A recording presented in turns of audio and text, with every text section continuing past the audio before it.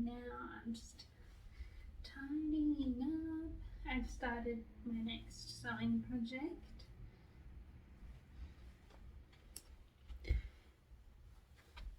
But yeah, this is it.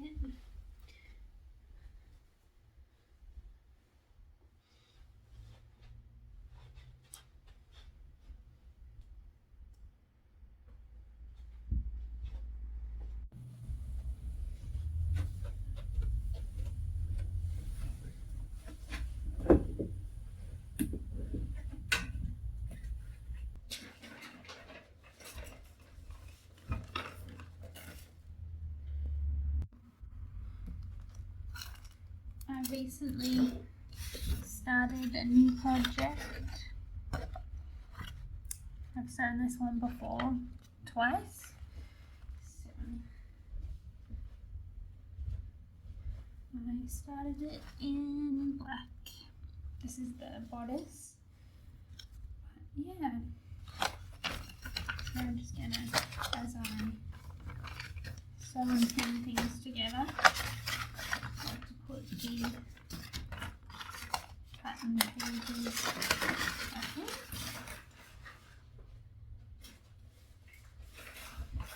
That way they don't get lost.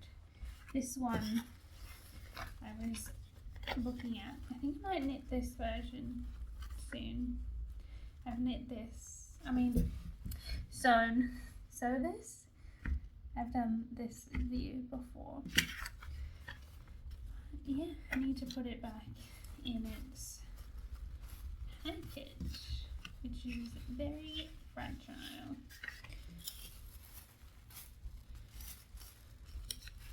Actually got some more of the Butterick from a little bit earlier. So this one, they're probably 37-ish. I wonder if it has a patent on it. Notice inside.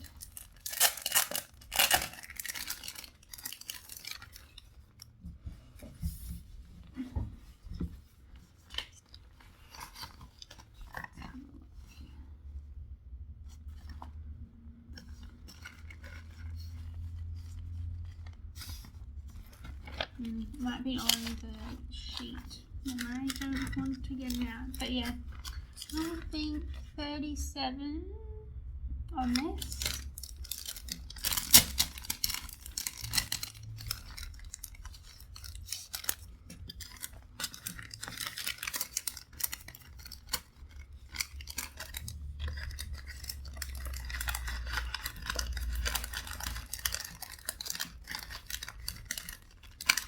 And then I got this one, which only has 3 pieces. So it has the skirt front, the bodice front, and the back is cut as one. Which I thought was really cute. And this one must be, I would say 37 as well, but it could be a bit later than this one because you can see they change.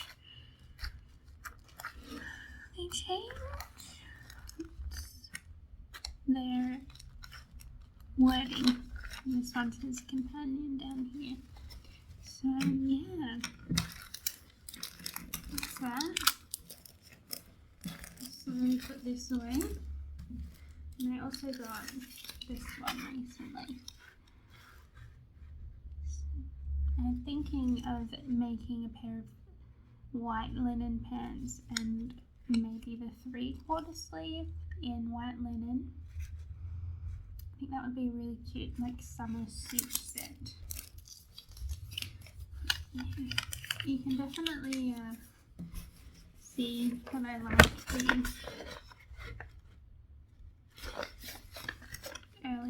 the early 40s, late 30s. Yeah.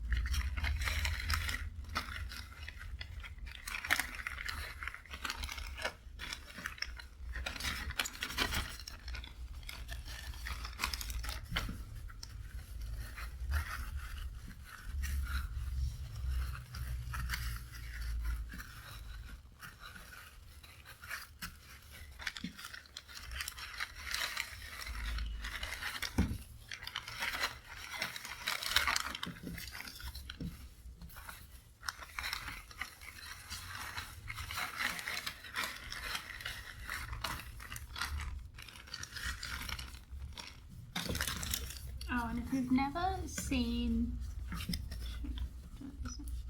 a pattern instruction and kind of what people mean when they say that vintage patterns aren't very detailed, this gives you an idea. It's because they're not really set out the same as a modern one. So,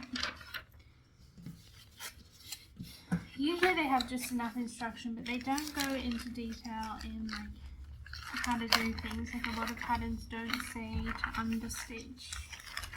They just assume that you're going to know to understitch. And just little things like that. So it's not that they're not detailed, it's just that they aren't beginner friendly in the fact that they assume you already know how to sew.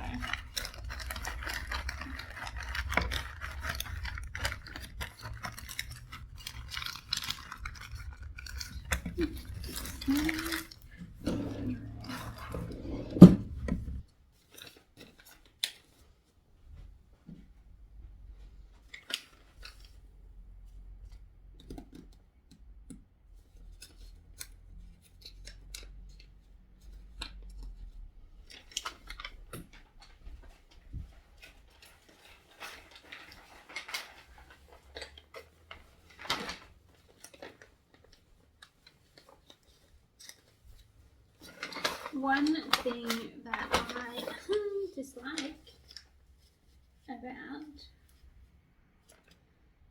crepe fabric, which is what I'm sewing with, is it's so wibbly wobbly. You can see if I turn it around that I have not cut this well. So if anyone has any tips on that, I would be forever grateful. And not one that's like, don't really like using a rotary cutter, so I don't have the space for it. You can kind of see the mess I have. See? Appreciate tips, that's for sure.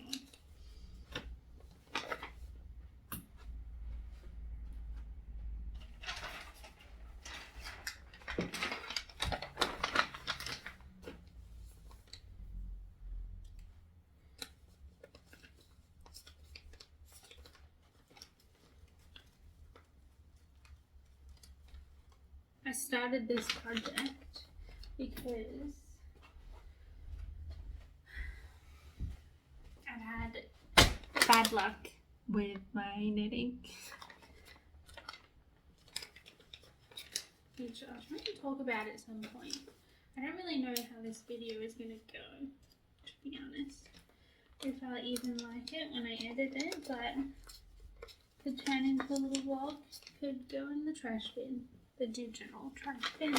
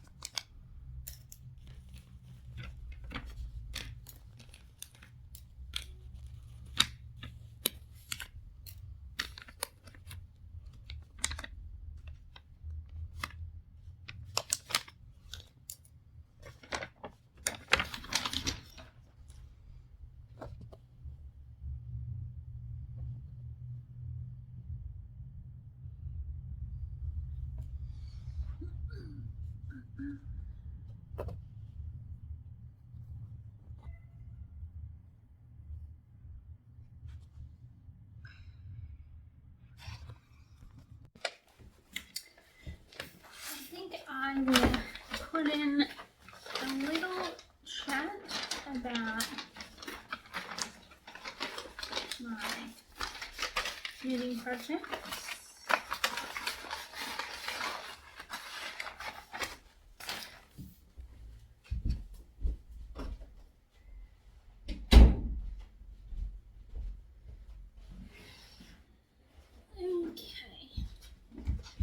Have them all in here,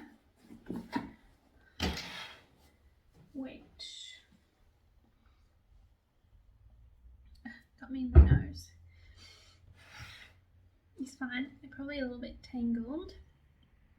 I think I probably said somewhere that I've been having a bit of knitting pain, you could say. This is the 50s home journal pattern, 1952.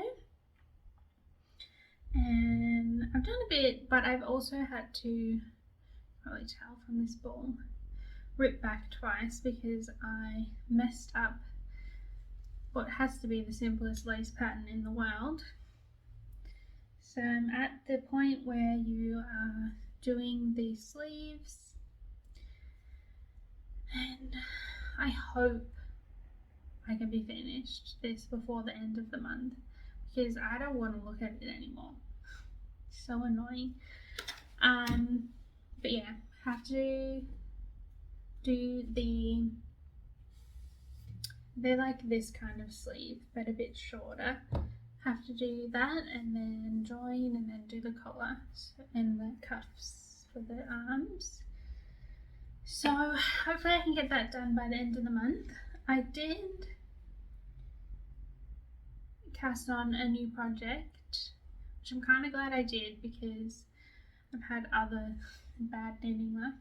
I cast on this 1940s top. It's called Bows. I believe it's a Sunglow or it could be a Woolworths. I can't remember. I think it is a Sunglow. You can buy it off a few places. And someone has made it in more sizes on Ravelry. It's called Susie's Bows, but I'm knitting from the actual vintage pattern. But yeah, so I cast this on and I have been knitting on it when I go for my walks. So I'm pretty much at the point where I need to do the cast off for the underarms and split for front and back.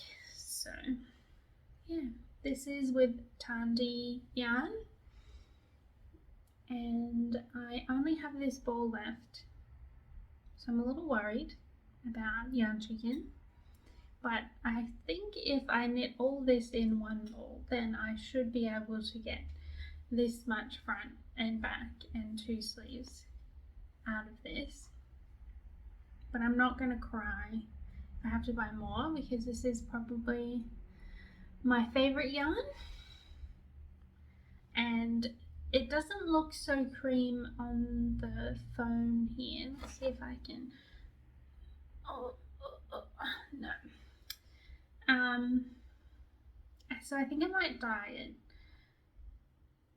in a way to make it a little bit more cool toned white, so like cancel out the yellows with like a purple wash, like hair basically. So hopefully that works. I haven't decided. It has, so you knit some Garter ribbons and then you tie them in little bows through the front, but I haven't decided what colour I'll do those. And then I have made a swatch for future projects. So I've been trying to get a particular fabric that you see with patterns that call for Angora, and it's usually an 8 stitch per inch gauge. So I got some Bendigo Woolen Mills 3-ply, the luxury 3-ply, and I just knit it with by itself, which is down here. Not my favorite fabric because it is quite airy, like you can see through it very easily. And then I held it with a strand of mohair, which is up here, and I really like that. And this was on 3mm needles, and I got 7.5 stitches roughly. So I think I could use it for those types of patterns. But yeah, we will see. We will see. There's a few that I want to knit that use a sport angora, I think sport cashmere, and they're all 7 or 8 stitches per inch. So I did a bit of ribbing as well. I think with the ribbing I'm getting 8 stitches, but I really struggle to measure the gauge of ribbing properly. So there's that. And then my Naughty Wonderella,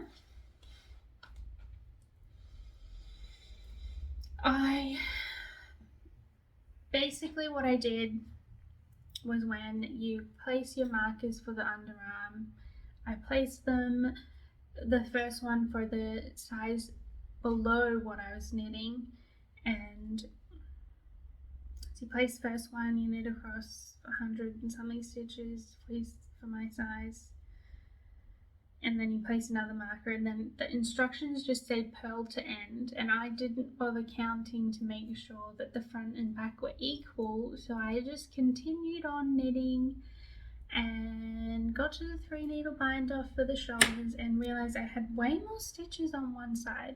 And I think I remember thinking like, oh, why do I have more stitches on one side? But not really clicking, so I ripped it back all the way back, and then I changed the where it was supposed to be, like made the numbers right, but I don't like how the underarm is not in the right spot anymore, like the increase in line isn't in the right spot, so I cast on a new one. So it's really sad.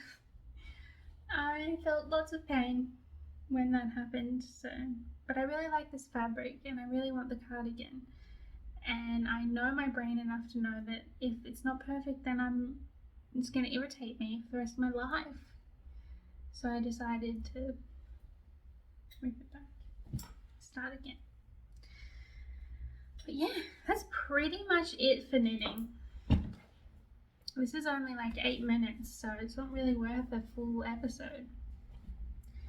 I pretty much am just going to focus on those things, and I am planning on starting a new knit, but it's still in the works. So when I have everything and have the get-go, I will talk about that more.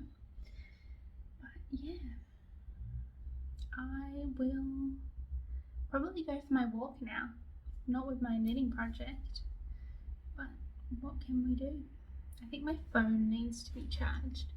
It told me that there was battery problems. So yeah, hopefully I continue this little vlog, but if not, I'll see you in the next video. And thanks for watching. Bye.